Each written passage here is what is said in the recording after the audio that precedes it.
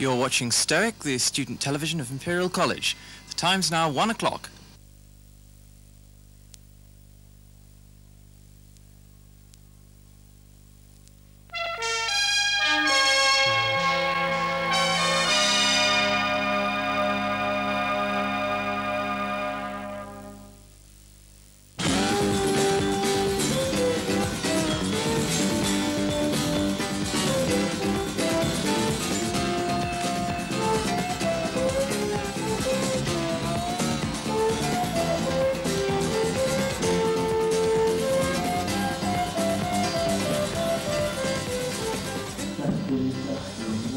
Hello and welcome from the Great Hall, where in a few moments we shall be bringing you the results of the Imperial College union elections. Who will be elected to the post of president? Will it be Nick Brayshaw, Tony Fitzgerald or Nigel Miller?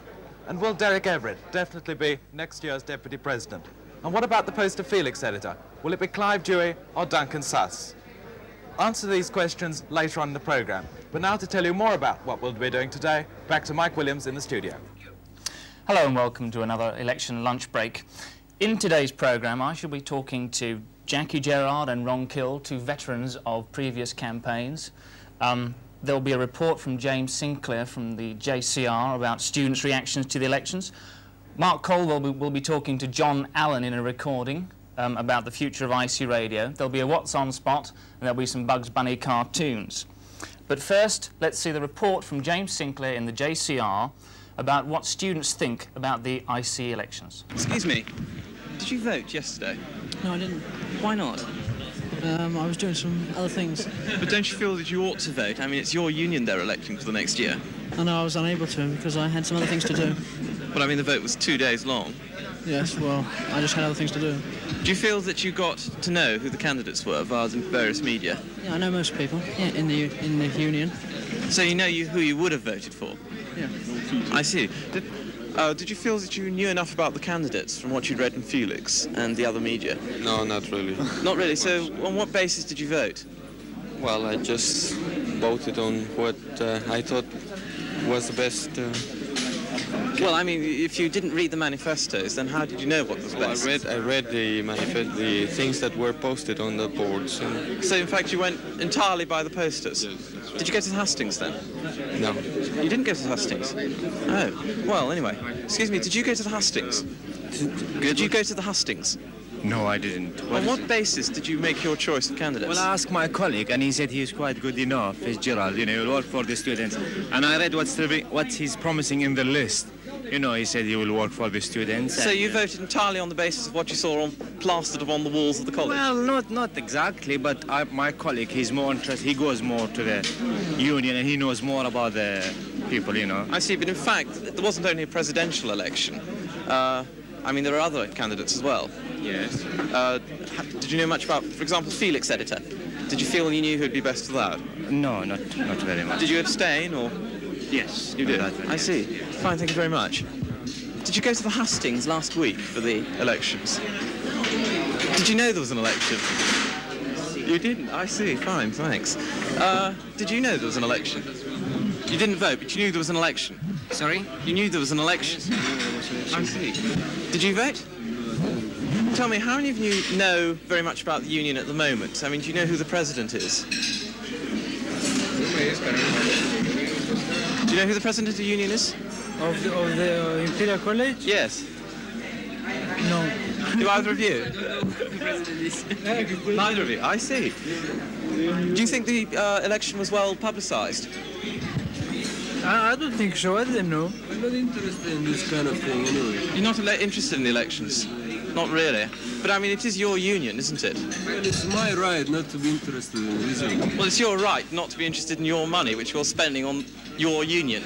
But we've never seen anything directly, any benefit, I mean, any benefit or anything, any contact with the union directly. I mean, it depends. Are they expecting us to go and come into contact with the union, or are they supposed to come into contact with us? I mean, we don't know anything about it. Well, I think part of the idea is that if you vote, you are expressing who you want to be in the union for next year. You gave your vote. Then what? Well, you should vote for somebody who you think will represent your views. just the views, I mean, it's a bit far-fetched. I mean, you've got the societies, all these things, but as far as I know, there's not much activity going on. Keith, what's your general impression of the election so far? Well, first of all, I was very disappointed that the post of ONSEC was unopposed. I think it's a great tragedy if a post of the size of a sabbatical post is unopposed. Secondly, I was upset that there were all the candidates standing, very capable of doing the job, very capable people, but they just didn't seem to bring their qualifications and their ability to do the job home to the people in the union. One of the criticisms we've had from people around about the JCR is that there wasn't enough publicity. Do you think this is just an excuse for not voting, or do you think there's more to it than that? I would have said there was a lot of publicity. There were a lot of posters around, a lot of bump sheets were thrown around, but most of it was very, very superficial in its nature. And because it was superficial, it didn't ring true. For first years like myself, how did it compare with previous years? I don't think it was as good as last year. OK, we've had an election for president last year. It was unopposed. I've been involved in both elections as a proposer, but it didn't seem as good to me as last year. It was certainly better than my first year, 2 years ago. The other criticism we've had is that the quality of the candidates is poor. Do you think there's any truth in this, or is it just another excuse for not voting?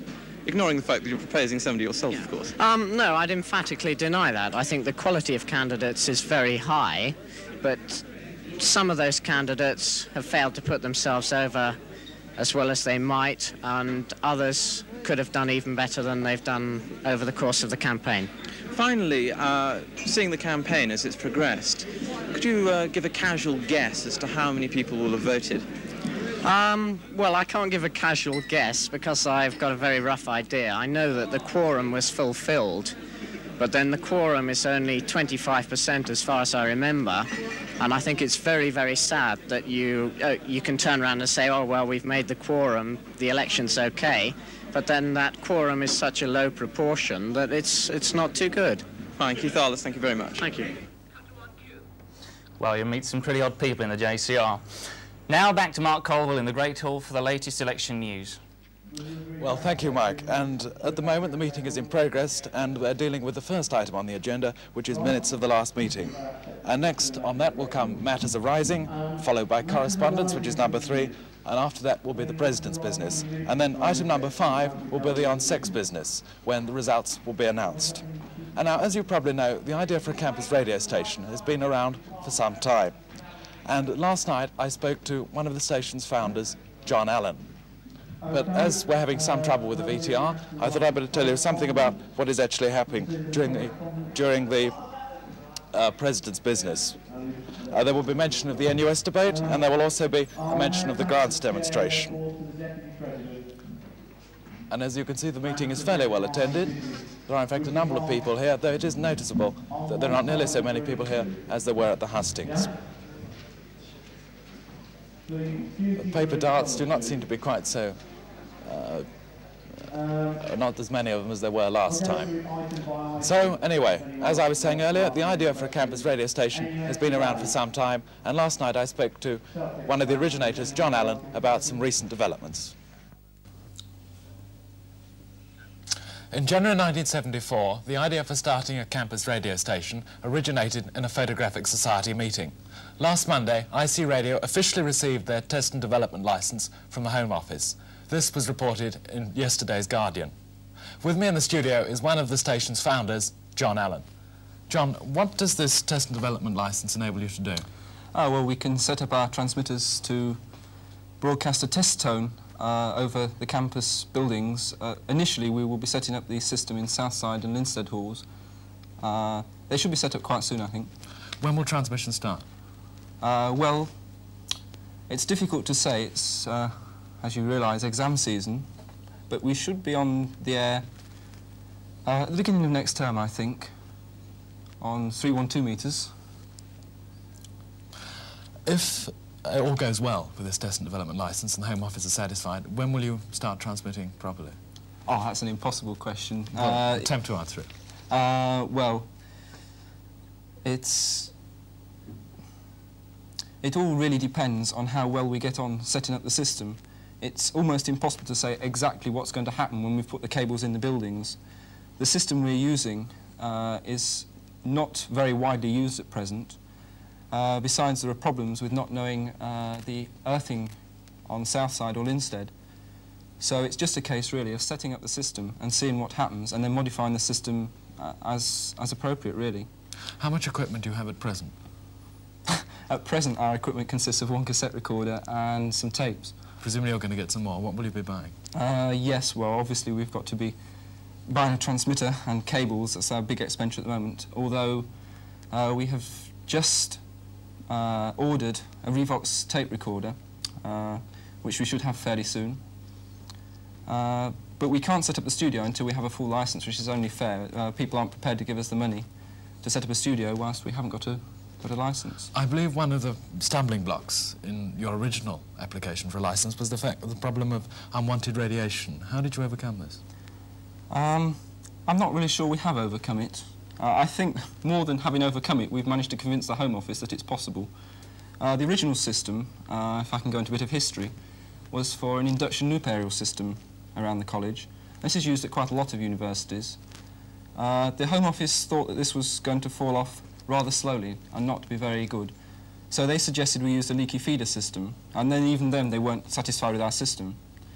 We then modified the system again and had an engineer come from there to have a look round, in the process of which we not only managed to convince him that it was possible, but to get him to think there were no great technical problems. Finally, in setting up these tests, will you need any helpers? Oh yes, hundreds. Now, if anybody is interested, we'd very much appreciate some help if you want to crawl around the heating tunnels around Southside and Linstead, or if you're any good at building transmitters. It is going to need a lot of people, and it's going to need a lot of care setting up as well. If we set things up wrongly at this stage, it could be very expensive to put it right if it doesn't fit the requirements of the licence. If anybody wants to help, who do they contact? Well, they can contact myself through the union office, or if they contact one of our technical managers, probably the best one, Mike Elgie in Elec 3. Well, John Allen, every success with your test licence, and thank you very much for coming to talk to us. Thank you very much, Mark. That was Mark Caldwell talking to John Allen about the future of IC radio. In the studio with me now are two, I would call them veteran campaigners of previous years. Jackie Gerard, who was the on-sec of IC Union last year, and Ron Kill, who was Deputy President in the same year. Can I begin by asking you, Jackie, what has your impression been of the campaigns up to now? Have they been as good as they have been in previous years? Well, I wasn't really very impressed, but I'm not sure it's any worse than usual. There wasn't a lot of publicity around. People who wanted to know when the elections were knew, but the whole idea of the elections is to try and reach more people than are normally interested in the union. And a lot of people I know in the department had no idea there was an election on, even less idea of who was standing for the election. Now, as on sec, you're probably au fait with the kind of election timetabling. Yeah. What has to be done by certain days. Now, why is it this year there was a hustings on a Thursday, then a Friday, and then the elections the following Monday and Tuesday? It seems a bit short notice. There didn't really seem to be enough time at all for there to be a big campaign set up. Well, yes, because the campaign can start as soon as the nomination papers go up. They don't have to wait till after hustings. It was the timing of the hustings then? Well, I don't think the time of the hustings matters too much.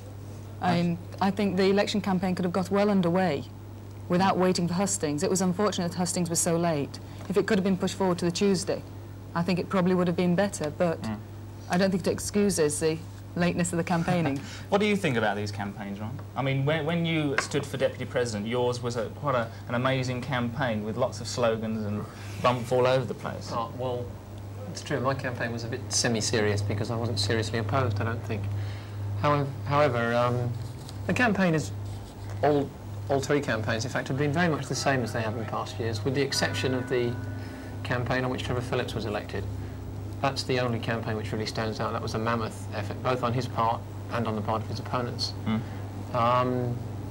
This year, it's been more or less normal. Well, there's only been the kind of 3 posts, but you would then believe that these things don't just happen. I've just been told through the year, back to the Great Hall. Well, the Undersecretary is now announcing the votes.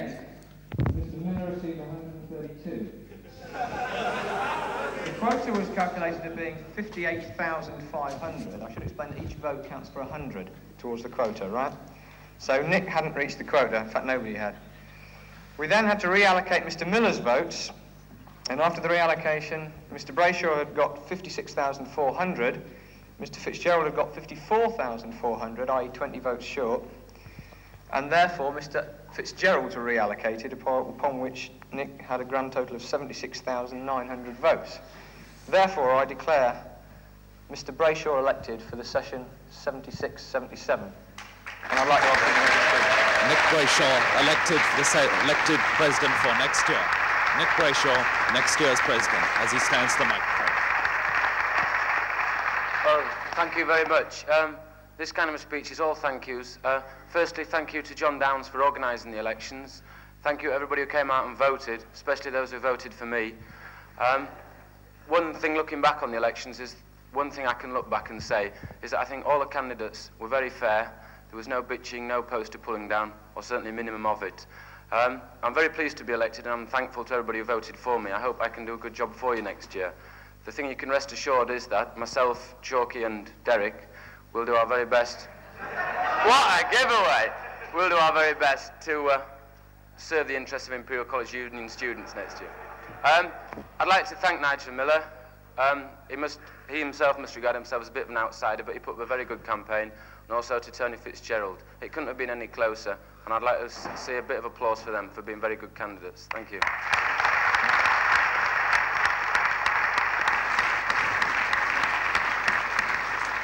And Nick Brayshaw, applause for Nick Brayshaw. Coming in nice for a round of applause.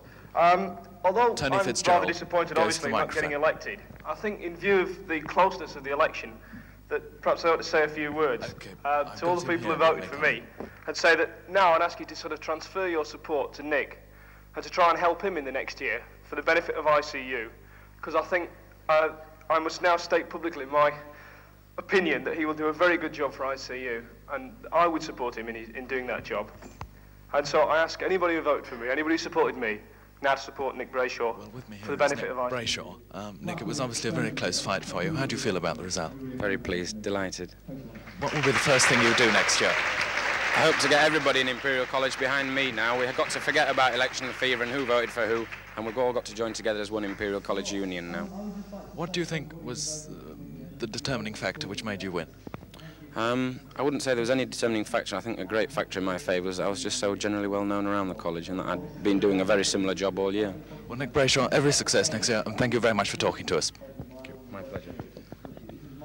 And now, Nigel Miller is now at the microphone, thanking everybody. Double quorum in the elections and create a loyal socialist opposition. Thank you.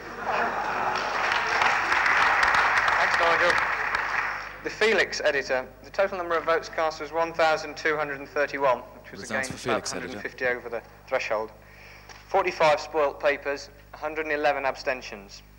On the count, Mr. Dewey received 622, Mr. Suss received 453. The quota of 537,500 was therefore passed by Mr. Dewey. I declare Mr. Dewey elected for the session 76-77 as Felix editor.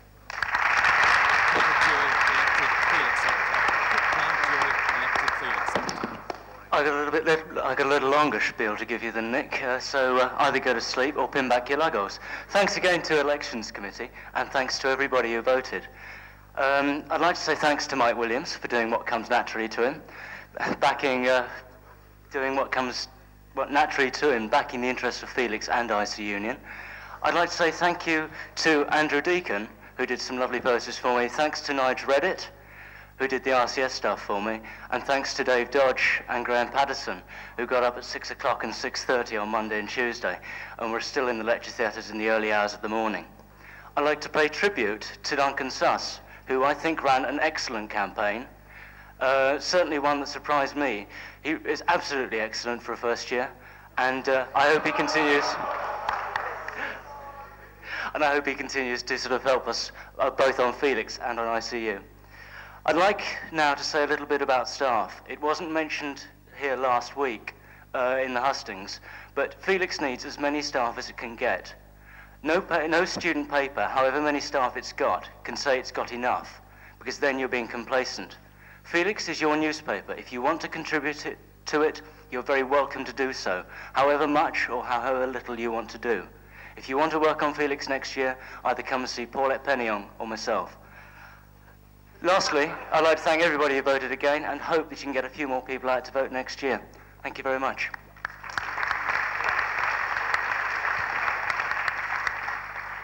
Is Duncan about? No, okay. Right. Deputy President elections. The total number of votes cast was 1,229. 35 spoilt papers, 173 abstentions. The voting was as follows. Mr. Everett received 844. Mr. Corionotis received 177. The quota, quite a rubble. The quota of 51,050 was therefore exceeded by Mr. Everett, and I declare him elected. So there we have the results of these elections. Clive Dewey as Felix Editor, Nick Brayshaw as President, and the Derek Everett for Deputy President. OK, now back to the Great Hall. I've been told again. I'd just like to say thank you to everyone who voted for me, and thanks to everyone who helped the campaign. Graffiti who produced the posters. Well, I hope I'm going to continue the work that Mike Williams and Paulette Penning have done since we were in Litho, and to produce a better and better Felix. I think this is what we've got to try and do, to improve standards all the time. There is never room for complacency. Mike said that in his first year. Paul, I think, echoed that in his second year. And it's really giving students a better paper. Something I've just said is sort of after the election results were announced, I'd like really to put her on stoic as well. I would like to see Felix being more open to everybody to contribute.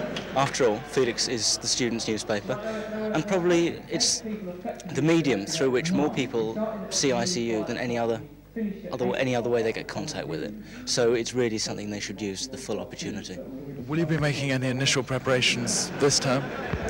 I've already made initial preparations. I talked before the election to Paul to sort of make sure that some of the schemes I wanted to use and some of the ways of expansions were in fact feasible. There's no point in asking or saying you're going to do something which you can't then do. Certainly I intend to work hard, and as soon as my exams are over in June, I intend getting down some really hard work, trying to get a good shift on advertising, which is something there is, I think, a good room for improvement, but which so far we haven't had time to do it, because editors like Mike and Paul have had to sort of do an awful lot on the technical side, sorting out problems which they've now got to solve, and sort of generally getting the paper out rather than sort of putting on any emphasis on advertising at all. That's one thing where I'd like to sort of get down to some work fairly soon. I believe you're going to do a 4-page What's On supplement. Can you tell us more about this? Well, the idea was to really regroup various sections of Felix so they could be produced earlier, plates run earlier. This is really sort of a production difficulty to overcome. The idea was to sort of rope in all the arts reviews and the ENTS reviews and anything that sort of Ian Morse wanted to do on entertainments-wise and groups coming up, interviews the like, to group it all into one 4-page supplement and then to have an extended What's On thing. Last year I had an idea, as you probably know, of putting a 4-page What's On supplement like the Ask ENTS sheet used to be. I'm hoping that we could perhaps extend this and sort of print, say, if we're printing 2,500 copies of Felix, then sort of do 3,000 or 4,000 copies of the pull-out supplement and distribute them around us colleges. I think that's a service we can do to less well-off colleges, particularly if advertising is coming in. I believe you're also going to think of expanding considerably. I mean, does this mean that there will be colour Felixes? Colour is something, obviously, one would like to see, but colour is something I'd rather not talk about at the moment. If there's a chance of doing it, then I think it's got to be well used. Colour will cost you at least £300, if not £400 for just an A3 lot. And when you're doing that, you'll be running about 4,000 copies, because they'd be very souvenir copies. There are very few times in the year when you can actually do that, and when it's actually justified in spending that sort of money. Advertising revenue would obviously have to be high that week. Well, Clive Dewey, forgive me. Thank you very much for coming along and talking to us, and every success with next year. And now we return you to Mike Williams in the studio. Thank you, Mark. So we now know the results of these elections. What's your reaction to that, Jackie? No great surprise. No great surprise. These were exactly the results I'd forecast, although the margins were rather different. It was pretty close, 20 votes in between the Tony Fitzgerald and Nick Brayshaw. This was on Nigel's reallocation of Nigel's votes, which I would probably interpret as the left-wing votes. Do you think Tony Fitzgerald had some support from that area then? Yes, he did. I'm sure he did. Ron, what do you think of the results of these elections? Any surprises for you? Not in the actual results, as Jackie says, although I was very surprised that Nick only got in by 20 votes. I thought the Mines block vote, if I can call it that, would probably have enabled him to get in by a much larger number. Fine. Now back to the Great Hall for an interview. Now back to the Great Hall for an interview, I understand, with Paul Epignon. With me now is Paul Epignon. Paul, are you happy about the way these elections have been conducted?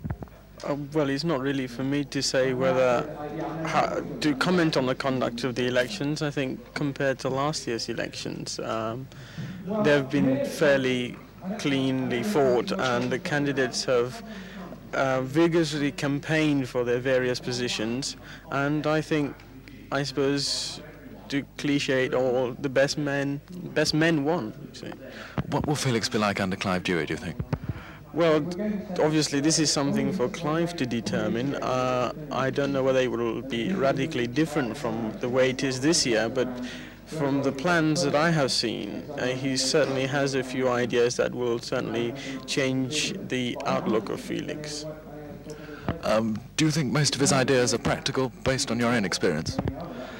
I think at the moment the ideas he has in mind will overstretch him, because the thing with Felix is that a lot of it is based on the production side, which takes up to 80% of the time, and as such you can't view it from a kind of journalistic point of view the way he is at the moment. But I think that he will soon realise this when he takes over.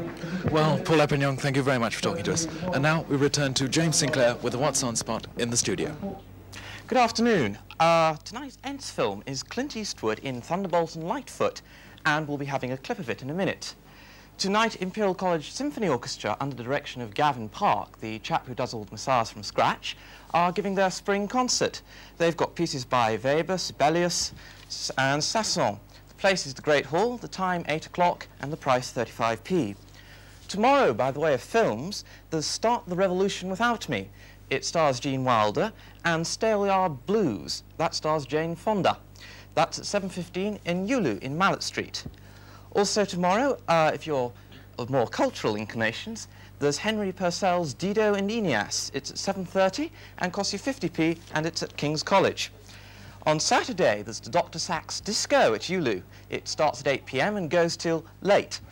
That costs 30p. Now I think it's about time for a film clip. The film clip's from tonight's Ents film, as I said, Thunderbolt and Lightfoot.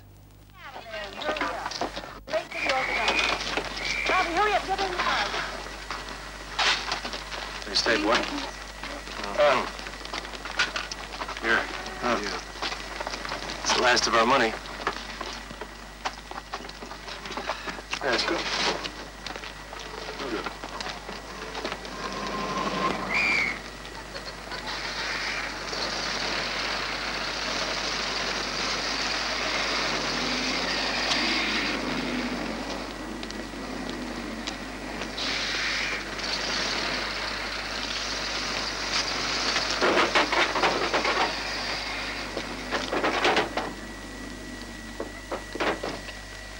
Fantastic pistachio.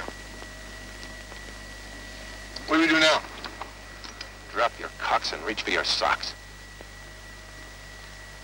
Don't look at me, I didn't say a word. Ed, start the car. Freeze, you son of a bitch. The first one of you moves, I shoot.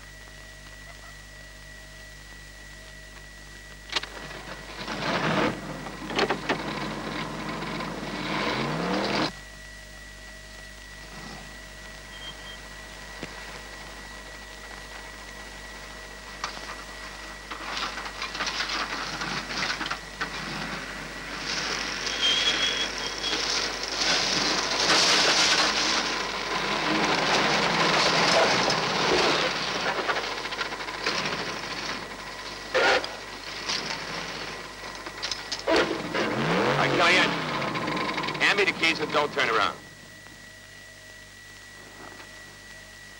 Now, both of you get out of Pistachio's sight. No ideas, you'll both be dead before you hit the ground. Move it!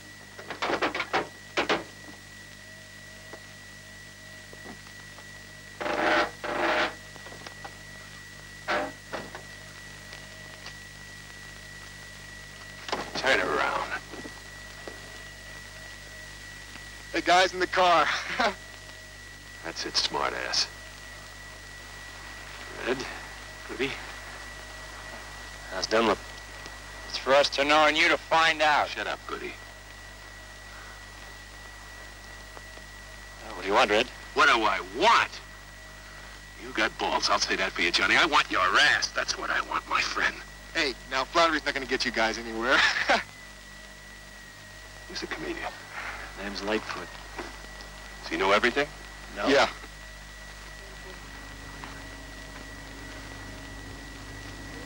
Lightfoot. Yeah.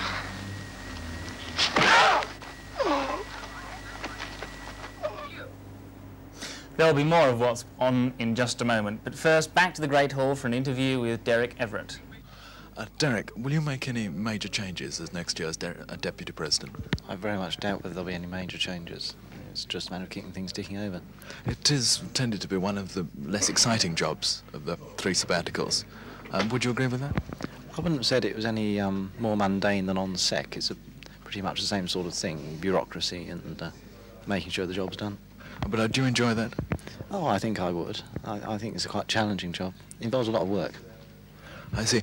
So you won't, in fact, be planning any changes. What about the use of the Union building and, in fact, improvement of facilities? Will you be doing anything in that line? Well, that's basically what the Deputy President has to look at. There have been a few suggestions made to me. At the hustings, there was a question about non-smoking areas, and I should investigate that. But it's very much a question of keeping things ticking over, replacing broken furniture and that sort of thing. Will there be any major redecorating going on at all? Well, the redecoration which happens in the Union is on a cycle now.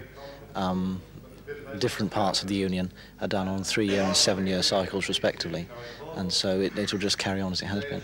Well, Derek, every success with your new post, and now we return you to James Sinclair in the studio. Well, continuing where we left off, on Saturday there's a film called The Dove at the International Students' House. That's 229 Great Portland Street. It stars Joseph Bottoms and it's at 8 p.m. Moving on to Sunday, there's a film called Girl on a Motorcycle plus Red Balloon. It's at Chelsea College, that's Manresa Road, Southwest 3. It starts at 7:15 p.m. and will cost you 20p. If you're interested in the Third World, you may be interested to know that there's a Third World Film Festival. It starts at 2:30 in the International Students' House, which incidentally is opposite Great Portland Street Tube Station, and it goes on till 8:30 p.m. You pay 75p for the whole afternoon and evening, and they've got films including Namibia, The Liberation Struggle, and Ramparts of Clay. Moving on to Monday, IC Communist Party have a speaker called Dave Cook. He's the national organizer of the Communist Party of Great Britain, and he'll be talking about socialist democracy. That's in the Biology Common Room in Bite Arch. The weekly informal concert in the RCM is being held in their recital hall at 11 a.m, incidentally.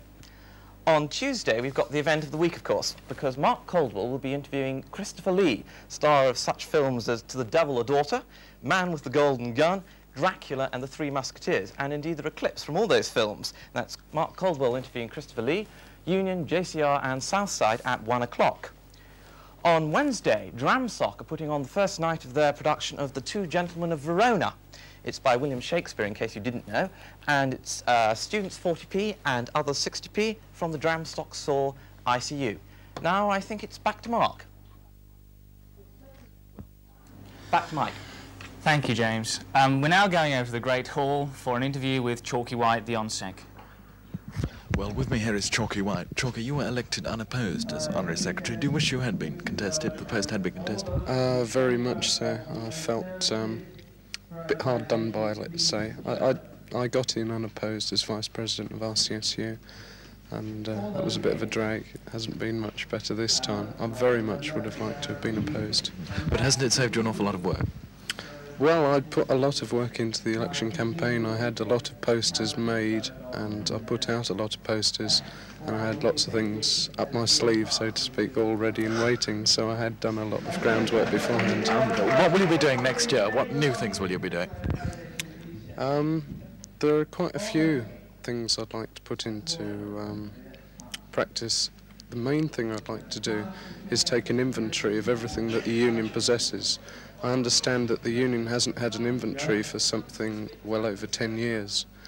The reason I want to do this is because you get people coming along at union finance and asking for new equipment, and we've got no way of knowing, or they've got no way of knowing as well, what their actual stock is. I mean, that they can see on face value what's in the cupboards, but they may have something that could be repaired possibly. In these sort of tight financial times, we do need to know exactly what's what. Also, I'd like to improve the lines of communication with the years by utilising possibly even the social reps, the CCU social reps. I'd also like to do something on the lines of a more strict authorisation, like, say for instance, where people are actually allowed to go, because the other night Nick Brayshaw and myself wanted to get into the union office in the union building, and Nick had a key to get into ICE union office, but he didn't have a key to get into the union building. He just went up to the messenger and said, I'm Nick Brayshaw, can you let me into the union? I've got a key to the union office. Now, if we had, and the messenger let him in without question, you know, he didn't even ask for his registration card. I think we should have some stricter form of authorisation of where people are allowed into which areas and the like. Finally, Chalky, next year you will be the returning officer. How does the prospect, is it a daunting prospect? Not really a daunting prospect. People read through the Blue Book and see lots of words that don't mean much to them, but if you sort of sit down for an hour or so and read through it, it's not that daunting. You know, it can be done, as has been proved by John this year. Well, Chalky White, every success with your new post, and thank you very much for talking to us. And now we return you to Mike Williams with Jackie Gerard and Ron Kill in the studio. Thank you, Mark. I'd like to ask Ron just why it appears that if you look at last year's top four, they were all members of RCS, and now we have in the top four this year 3 members of RCS and 1 minor. Why do you think that is? Do you mean last year or the year before last, Mike? The year before last or whatever. It always seems to be RCS in those top 4 posts. Why do you think that is? Well, it isn't always. We've got John Downs as on-sec at the moment. He's quite clearly a minor. Nick Brayshaw, I believe, is a minor. He's held several minor posts in that union. But the balance has always been RCS. Well, the balance is RCS. Of course, mine's, despite the fact that they've had these 2 people, it's a very small union, so their actual activity per person is probably higher. Why guildsmen don't do it, I'm not quite so sure. Perhaps because the lure of going out to industry is better. They get paid more when they do leave. They tend not to take the sabbatical jobs so readily, perhaps because of that. There hasn't actually been a guildsman in the top 4 for some time now, hasn't there? Possibly Paul Jowett? Paul Jowett, perhaps, was the last, yes. That was some time ago. If I can turn to you, Jackie, for a moment. I'm just looking at the amount of spoilt papers, 45 in Felix Editor, 35 in the Deputy President's elections. I don't know what happened in the President's election. Do you think it's people are putting ticks or crosses, or maybe they just don't understand STV? Well, a lot of people don't understand STV. Probably most of the spoilt papers are people who have either left them blank, especially for the other posts. People tend just to vote for one. You know, some people will only vote for president and ignore the other posts, and if they don't put anything on the paper, it's a spoilt paper. Doesn't it count as an abstention? No, not unless it's written in abstention. I see. An abstention has to be written. I see. It strikes me, though, that this always seems to happen. Every year we always have spoilt ballot papers. People don't understand STV. Do you think that people have advertised the fact of STV enough? Everybody says it's STV. How many people know what STV even stands for, let alone what it means? Yes. No, I don't think enough effort is made at all to explain how to vote in STV, what difference putting a 1 and 2 or 1, 2 and 3 makes. Well, I think STV was very important in the presidential election, wasn't it? Because if there had been enough reallocations of Nigel Miller's votes, yes, then certainly Tony Fitzgerald could have conceivably have gotten in. Yes, that's quite true. STV as a system would work fine if people understood how to use it. Yes. But whereas most of the electorate will only put a 1 on the paper, yes, has it any point at all? Do you think that it could have been misleading in some of the campaign bump where there was a name and there was a tick against it? Do you think that could have done I think that's anything? very misleading. Every year there's a lot. It's not usually ticks, actually. It's usually crosses people put on the paper to spoil them. One year, I think it was the year in which I was elected, they actually decided that as there were only 2 candidates, if there was a cross against one candidate, that would be counted as a vote and not a spoilt paper. I see. I'm not sure whether they use that this year or not. I think they should really write down on those ballot papers enough information, but then even then I suppose people don't actually read it, they're just there is interested information in on voting. that. The problem is people don't read it, and even if you advertise in Felix, as was done last year, I don't know if it was done this year, I don't think so, what the voting means, how to vote, people don't read it, people don't take it in. Okay. Turning to you now for a moment, Ron. You were elected Deputy President not last year, but the year before. How do you think the problems facing the Deputy President have changed in that time? Have they changed at all? Essentially, no. The Deputy President's main function is to keep the Union building in one piece, to ensure that furnishings are replaced, or perhaps they're repaired, if that works out cheaper, to ensure that the booking system runs smoothly. That, I believe, may have changed a bit. Over the past 2 years, that's been improved. Jen now does an awful lot of that work, as in fact she's always done, but the system has been smoothed out, and there's much less referral of bookings back to the executive. This is now only done for outside bookings and those where we suspect damage may be caused. Do you think that possibly the Deputy President has got more power now? Power is something which people often use in connection with executive posts. The IC Union executive as such, as individual members, with, as far as I can remember, only one exception, have no executive power by constitution. Except in an emergency? Even then, well, in an emergency, the executive as a body has the power. The individual posts do not. And I think the power that you get is through having other people's respect, so that when you ask them to do something, they do it. Or when it comes down to it, if you really have to, you pay them to do it. Fine. I think we're all by now possibly aware of the personalities that are involved in these top 4.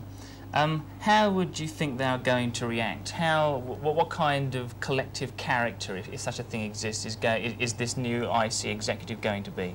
Jackie? Well, obviously it's going to be lesser political than it was in our year, in Trevor's year, but probably no less or no more political than this present year has been. It's very difficult to see how 3 or 4 people who've never worked together are going to work together until they've actually been in power for a week. I see. What about you, Ron? What do you think? How are these 4 personalities going to react? Nick Brayshaw, who's has a reputation of being a bit of a PA. Derek Everett, very strong, I think, a bit of a hardliner on the right. Chalky White, very sociable. Clive, sometimes a bit pushy. What do you think? Pretty pigeonhole type assessments, Mike. But then, well, of course. Yeah. At this time of the year, it's very difficult. As Jackie says, people grow into these posts. I've seen many people take up office, and they change. There's no doubt about it. They take on the new responsibility when it's there, and we'll just have to wait and see. I see. I'll tell you about November. Fine. Well, thank you very much, both of you, for coming along to talk to us. Now, I'm going to hand you back to Mark Caldwell in the Great Hall. Well, in summary of the results of the elections, Nick Brayshaw is President, Derek Everett is Deputy President, Chalky White is UNSEC, and Clive Dewey is Felix Editor. Well, that's all from the Great Hall today. Thank you for joining us, and now back to Mike Williams in the studio. Well, that's all for this week, so until next week, goodbye.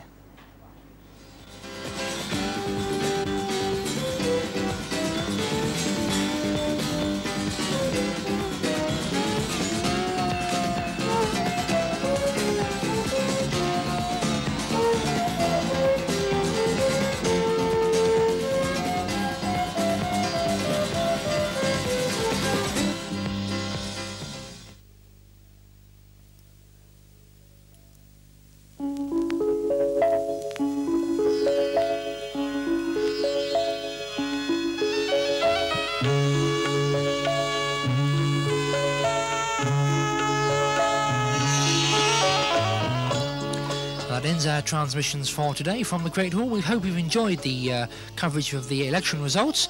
Don't forget, coming up on Tuesday at 1 o'clock, viewable in JCR Southside and Union Building, there's another edition of Film Talk, and our guest on Tuesday will be Christopher Lee, and in the programme there'll be clips from his new film, To the Devil a Daughter, which in fact opens in the West End tonight.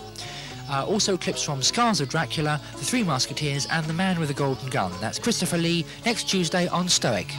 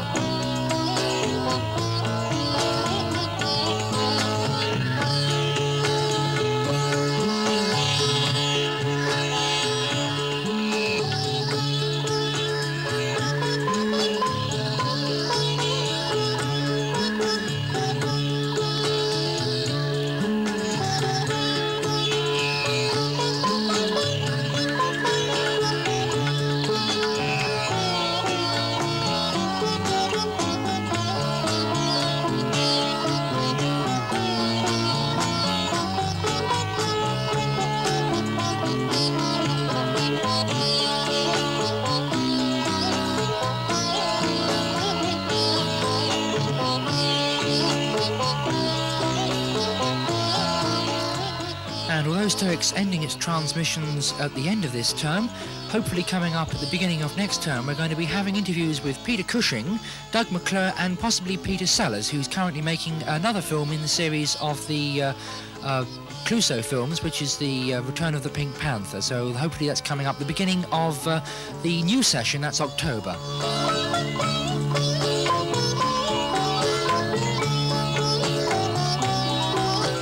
Never get Stoic, the station that brings you all the stars. You've